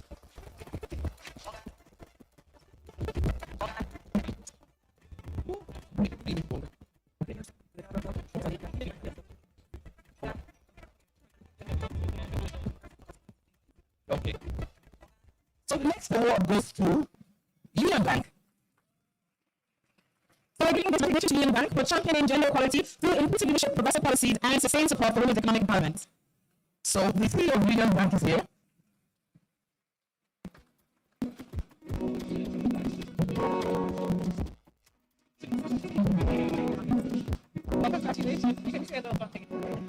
Thank you very much. Good evening, everyone. My name is Sumi Ayoko, Chief Brand and Marketing Officer for Union Bank.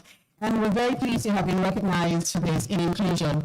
Now, at Union Bank, we make way for all genders, but particularly for the women, we make way for them. And I can give you an instance of some of the things that we've done. In Union Bank, maternity leave is up to 6 months. So there's maternity leave and so many other things. Staff equality in terms of gender parity is almost like 50-50, and there's so many things, other things that we're doing. So we're very happy, and we promise to continue to do this. Thank you so much. Thank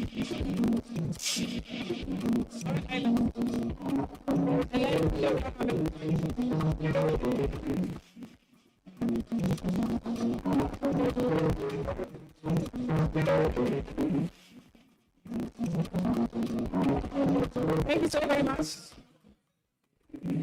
And congratulations to Union Bank PLC. So next up, I would like to invite Mrs. Yetunde Oni to please join me on the stage. Sorry about that. To present the next recognition to our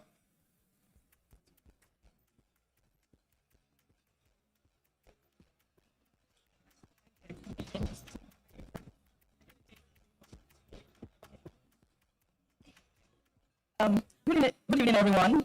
It's an honor to be here today. Big congratulations to the Women in Leadership Summit 2026 and the Chief Convener, Mrs. Fumi.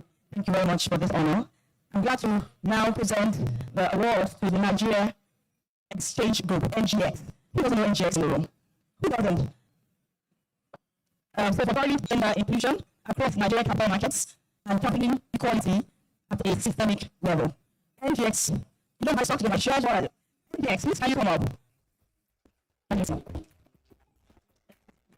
Congratulations to NGX. What you can do for yourself and the women in Sri Lanka, definitely invest in the Nigerian stock market.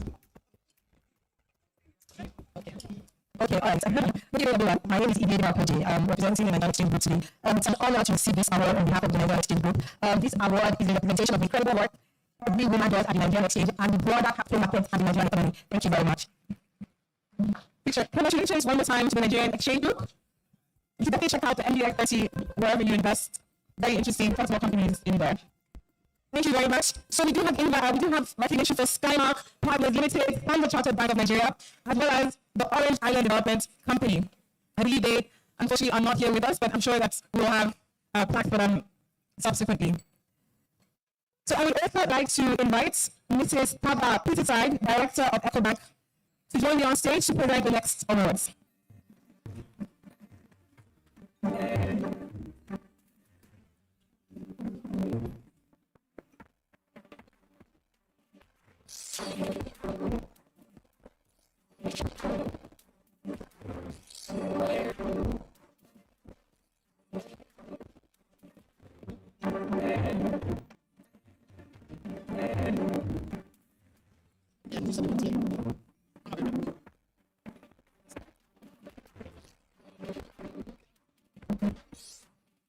Good evening, everyone. It's a delight to be here. It's a great evening. Thank you very much to the convener, to Fumi, for putting this together and for inviting me to present this honor to Orange Island Development Company, who are being honored and recognized for not only inclusive leadership, female leadership, but also for fostering equitable participation through sustainable urban development and also having a very inclusive process of stakeholder engagement. So congratulations to Orange Island Development Company. Is there anybody?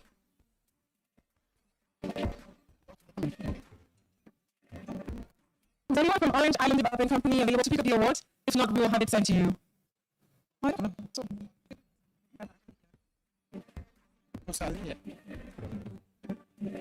Okay, I believe Skymark Partners. Anybody from Skymark here? Okay.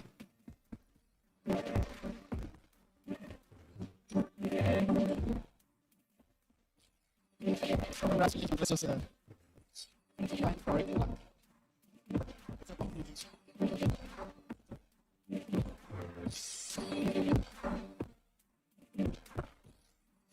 Excuse me. So we would like to congratulate Skymark Partners Limited for promoting inclusive leadership and advancing women-led enterprise through business support. Congratulations, Skymark Partners Limited. Thank you so very much, and congratulations once again. All right. So next up, I would love to invite Mrs. Yemisi Ayeni, the director of Bangladesh Sugar Limited, to present the next award.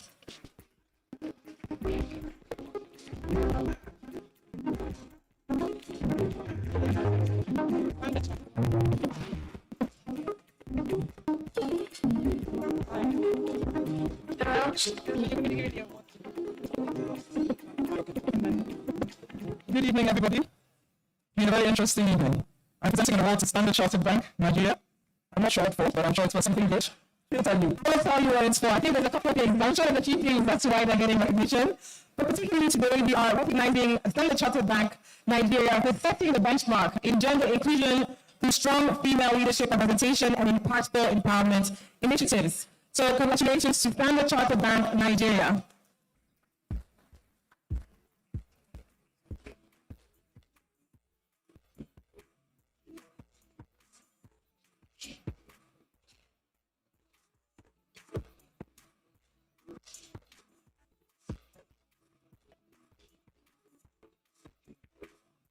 Thank you both.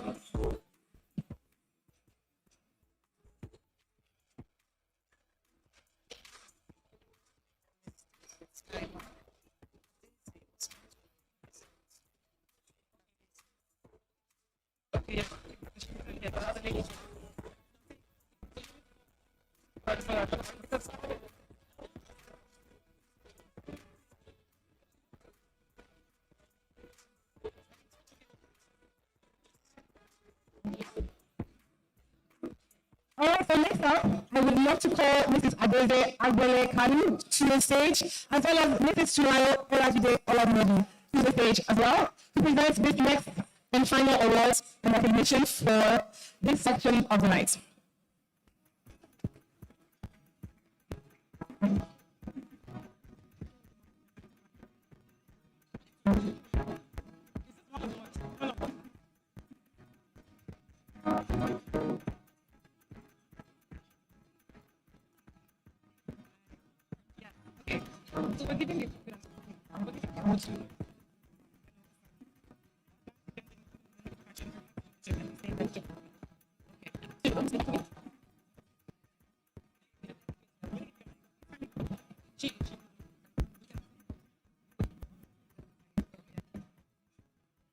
Good evening, ladies and gentlemen. Good evening.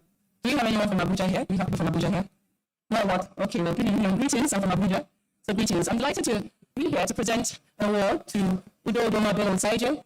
I don't know if the representatives are here. Udo Doma Bello Saijo.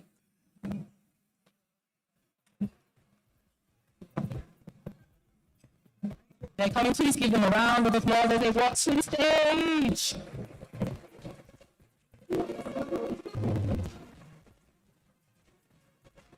Keep clapping, they're coming to the stage. Udo Doma Bello Saijo.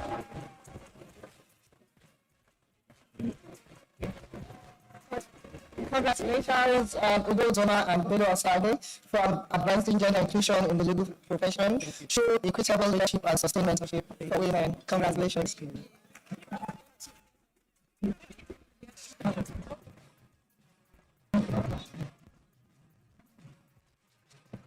Congratulations. Congratulations.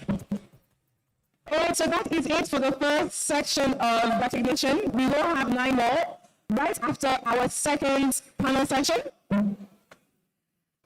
Please help me in welcoming our moderator for this panel session, Dr. Olubumi Aboden Talabi, who will also introduce her panelists for this distinguished panel.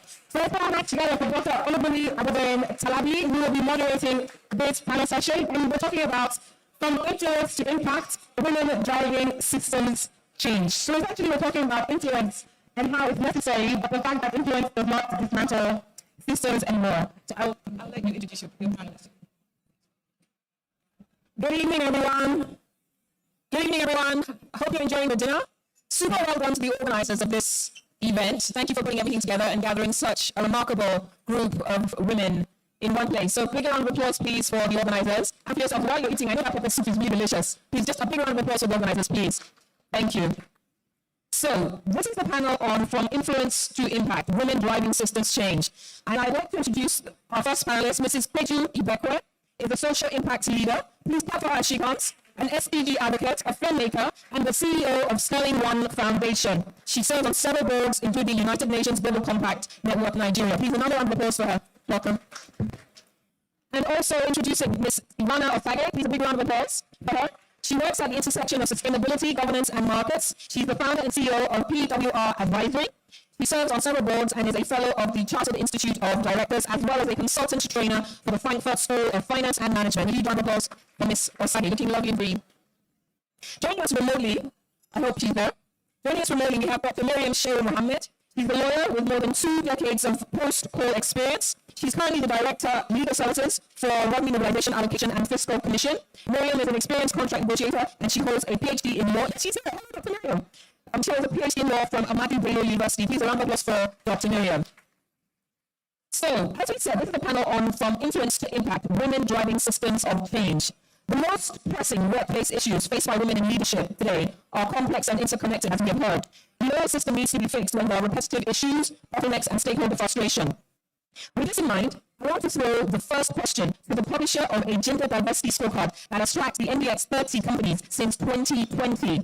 Ms. Osage, your brief report shows that women hold approximately 31.1% of board seats on the NDX 30 companies, the 30 largest companies listed on the Nigerian Stock Exchange. This is an improvement from previous years, but still quite a march away from equity. So what are the most effective strategies for building executive visibility and impact? Thank you. Can you hear me? Please. It might be working. I can hear myself now. Yes, the scorecard has been going since 2020, and we have seen an improvement. So that is satisfactory. But we would like to see more change, as you say. The question is about how to build visibility.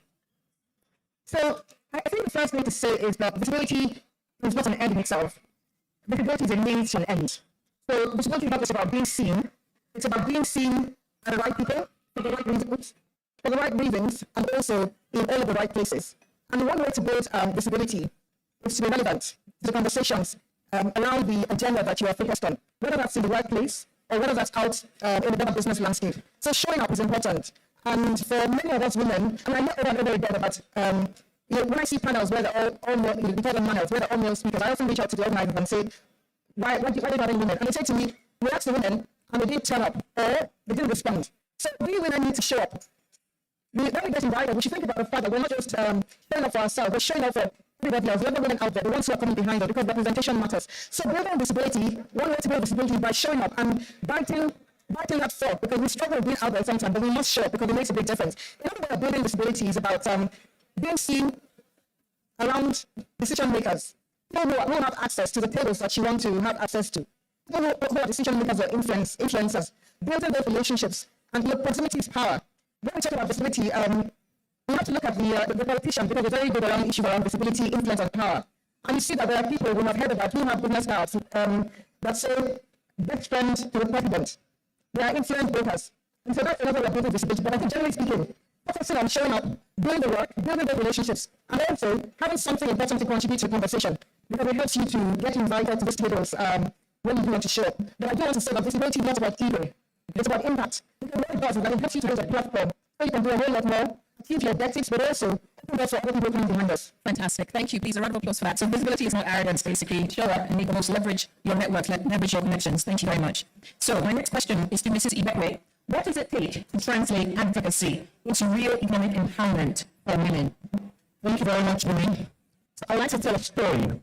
It's a real life story. So Sterling Foundation was privileged to co-convene the largest development platform in Nigeria today, the Africa Social Impact Summit. It's an excellent platform for advocacy. And we usually have this gender-focused panel where we advocate for the right policies and the right frameworks for women. But we realized that in the deal room, only men come with projects. And with our general partner, the Development Bank of Nigeria, we decided to run an investment readiness accelerator for women. That's moving the conversation from advocacy to action and ownership of the problem identified. The World Spirit Investment Readiness Accelerator Program, very successful, supported by DBN and AFD. And this month, the top 6 of those women got funding for their businesses. So the point is, the first thing you need to do is identify the problem, then take responsibility for acting to correct that fault, and then ensuring that at the end of the day, the women get what they need, which can be capacity building. And I think Dr. Tucci mentioned skills that can generate income, which we were speaking. Beyond the skills, they get the right investment into their businesses, depending on the level their businesses are at. They get the access to markets. And that is how I think you can move from just advocacy, from conversations to capital. Thank you very much. Fantastic. Thank you so much. So build up your skills, develop avenues to get access and investment. Yes, thank you. Thank you. So my next question is to Dr. Miriam. Hopefully you can hear us. Dr. Miriam, good evening. She's joining us all the way from Port Harcourt. So I'm going to ask a question by faith that you can hear me. What structural or organization changes are needed to ensure equitable leadership opportunities?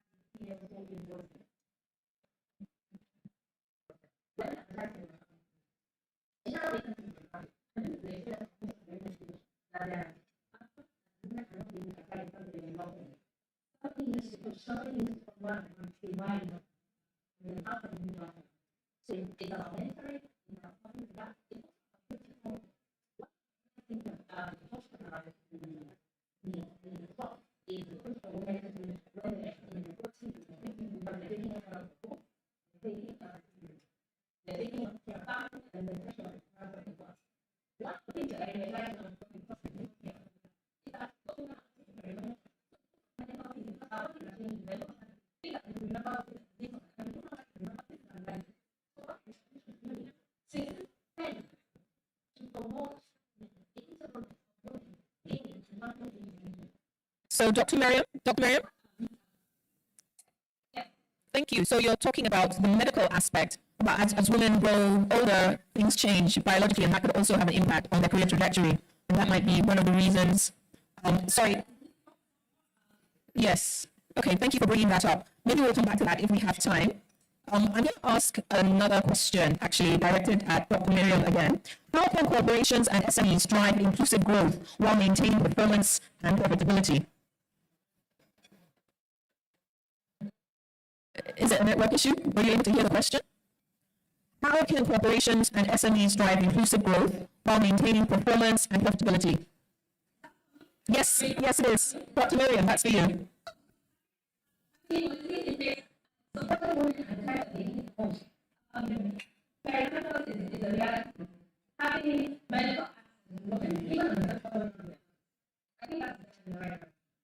Thank you. Thank you.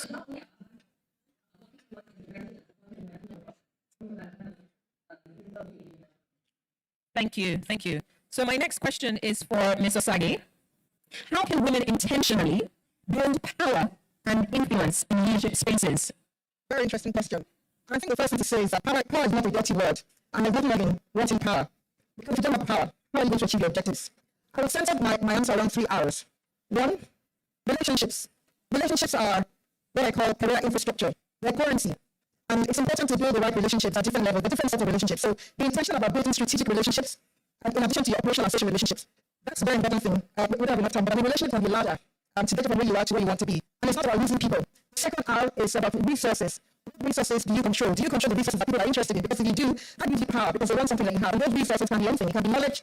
It can even be a relationship. It can be the right sort of price. It can be expertise. It can be knowledge. But you must ensure that you control resources that people want because that gives you a lot of power. And the third R is about relevance. How relevant are you to the agenda of the organization that you work for, that you serve? In terms of the strategic imperatives, where they're focused on today or where they want to go tomorrow. You must position yourself, whether it's about expertise or something that makes you relevant to the direction, the key conversations, and to be able to articulate that makes all the difference in the world. I also, just for the bonus, I want to say, the great resource on power by Professor Jeffrey Pfeiffer. He's a professor at Stanford University. He's written an excellent book and does lots of work in this area. I think his book might be titled The 7 Laws of of power. It's not the one you think you know, it's another one, and it's a great book. I don't necessarily agree with everything he says, but one of the things he says I think is worth pointing out is the more people you alienate, the less power you have. Because they will either sabotage you or at best they will not support your agenda. So be very shrewd about managing relationships and managing people. Ugo Okonjo-Iweala is known for engaging with people to try and influence their agenda rather than confronting them, which is what some of us do, and I'll stop there. Fantastic. Please, a round of applause for Mr. Sage. So relationships, resources, and relevance. And I love your point about don't alienate people, guard your relationships because you never know, what the future holds. Okay. So, Mr. Dibekwe, how can organizations build sustainable leadership pipelines? Thank you very much. I think that should start from the right policy, and these policies should not just be established. There should be a clear implementation framework that is monitored and enforced. And finally, the outcomes should be measured. And I am privileged to have benefited from one of such policies. When I had my first child, I was one of those women that had to be induced because the baby doesn't want to come out. And by the time I was done, my maternity was just 2 months. And I had to resume at work, but my organization had provided a free crash. Free for the first 18 months of my baby's life. Foundation. Yes, I was working with Sterling Bank at that time. And that was heaven, because you would hear cases of other children. At that time, someone actually lost their child because of the handling at the crash. So for me, that was awesome because I was a new mom. I didn't really know how to even take care of a baby.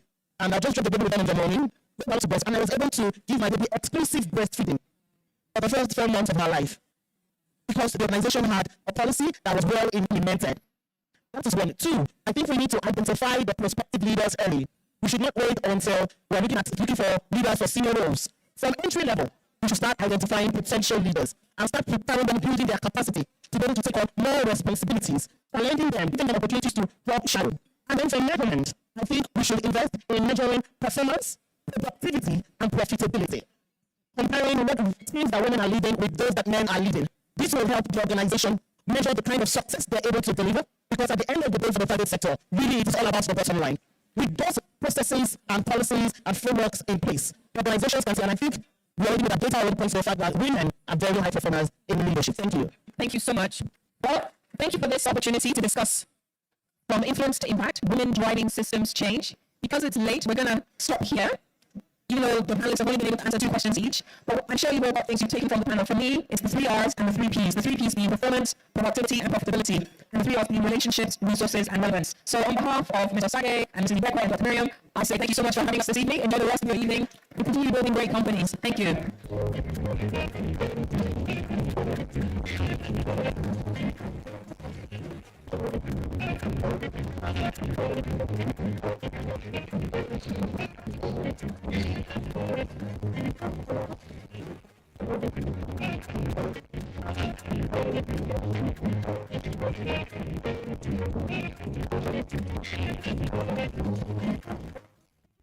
You are very able moderator for taking us through that session so well. So almost at the end of the evening, I do hope that you have enjoyed your various dinners, that you've had an opportunity to network and to talk to women that you perhaps did not know before. Thank you very much. So I'm very excited because we're going to be hearing from 2 exceptional women who will be giving us good work.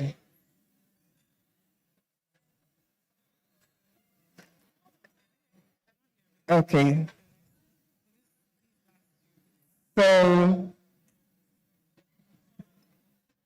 the next award goes to African Law Practice, Nigeria and Co. Fantastic. ALP is being recognized for advancing gender inclusion and promoting equitable leadership. The rep of ALP come up. Please let's applaud her as she comes up.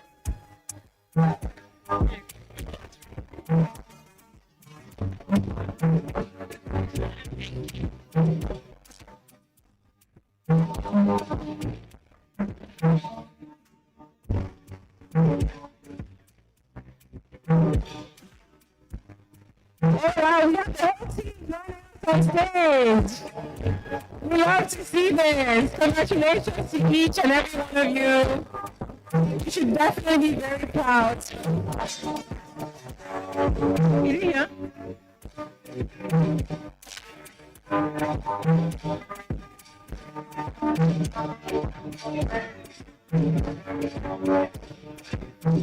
Congratulations. Thank you so very much. Thank you. Congratulations.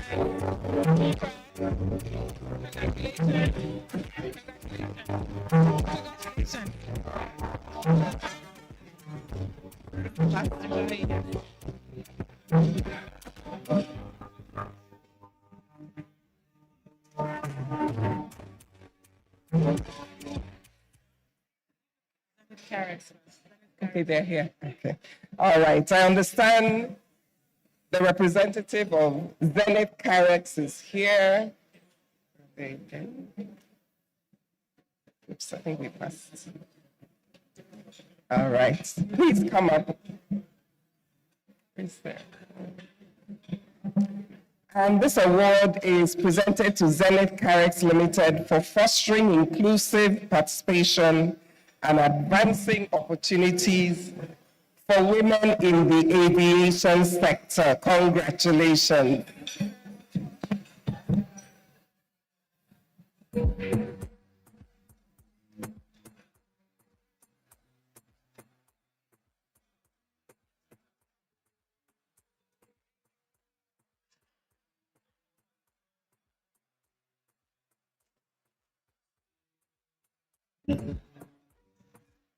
And what I understand is the final award will be presented to Olaniwo Ajayi Law Practice. Are they here? Please, let's keep clapping.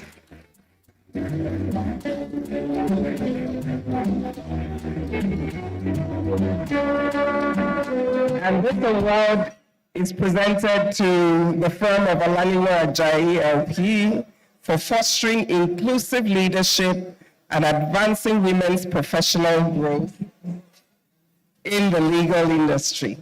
Congratulations.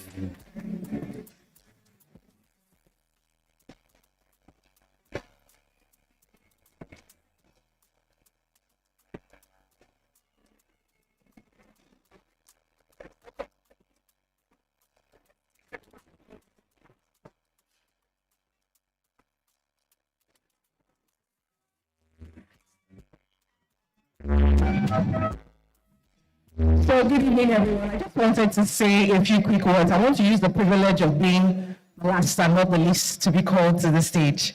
I just wanted to say, I want to say a big thank you to the conveners. This award means a lot to us at Olaniwo Ajayi. It really does mean a lot because at our firm, women empowerment, inclusion is no longer aspirational, it's a lived reality. We have 50% of our partners are women. The pipeline of talent at the firm, so for the next 5 years, the pipeline of talent is women. All who are going to be made partners in the next 5 years are women. So we believe so strongly in it, and we're so happy at this sort of public thumbs up, recognizing all we do. So thank you so much to the conveners. Thank you, everybody. Thank you. Thank you. You're welcome. Thank you so very much.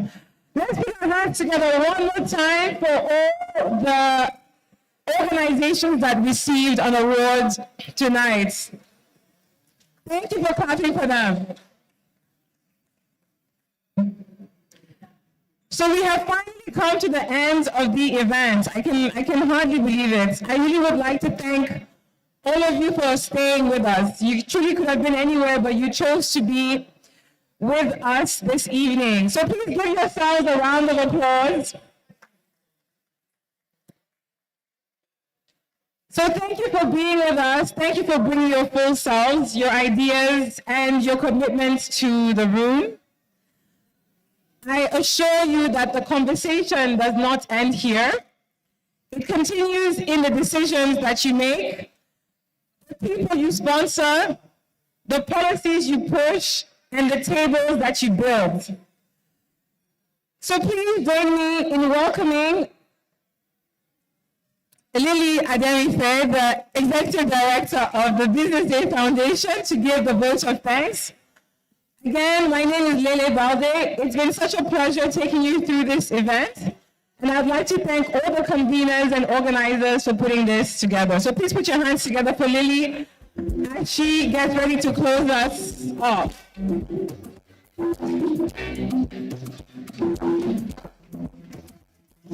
Distinguished guests, ladies and gentlemen, as we bring the summit to a close, I would like to take a moment to reflect on what today has represented. We set out this evening to have a conversation about leadership, not in theory, but in practice. And what has come through clearly is that inclusive leadership is already taking shape across institutions, though not always as consistently as it should. Some key points stand out. Progress does not happen by chance. Where we see more inclusive leadership, it is usually the result of deliberate decisions, policies, and accountability within organizations. And that is a shared responsibility. It requires commitment not just from women, but from leadership as a whole, across both public and private institutions. These are not abstract ideas we've discussed this evening. They are practical considerations that will shape how our institutions perform going forward. I would like to express our sincere appreciation to our speakers who have shared their time and insights with clarity and honesty. To our partners, Briggs and Blake Limited and the Conversationalist Limited, yes, please a round of applause for them.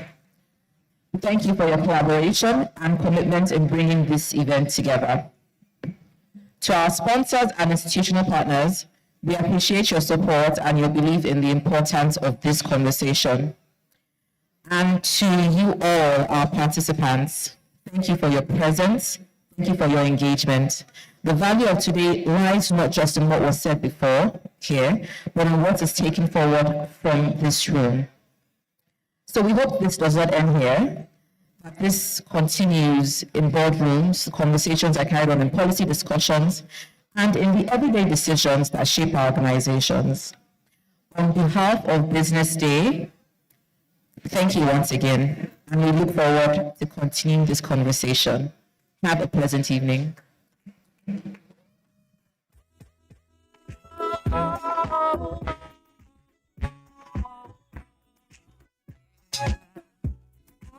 Yeah.